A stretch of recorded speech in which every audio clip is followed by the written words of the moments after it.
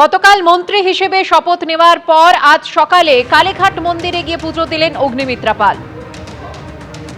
যা বরাবর করে এসেছি, শান্তি আসুক পশ্চিমবঙ্গে, সমস্ত মানুষের উন্নয়ন হোক, সবাই ভালোভাবে বাঁচুক, মাথা উঁচু করে বাঁচুক, ভয় ছাড়া বাঁচুক, ভরসা নিয়ে বাঁচুক।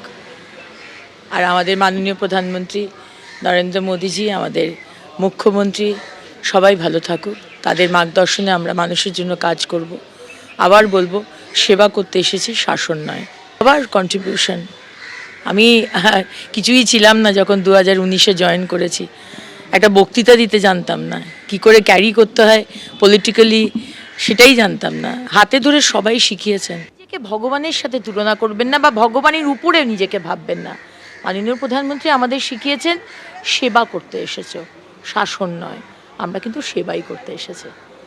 ইতিমধ্যে দেখা যাচ্ছে যে কালীঘাট মন্দির এবং কালীঘাটের চত্বরে বিভিন্ন মন্দিরে কিন্তু যাচ্ছেন অগ্নিমিত্রা পাল এবং তিনি যেটা জানাচ্ছেন যে ভয় আর নেই।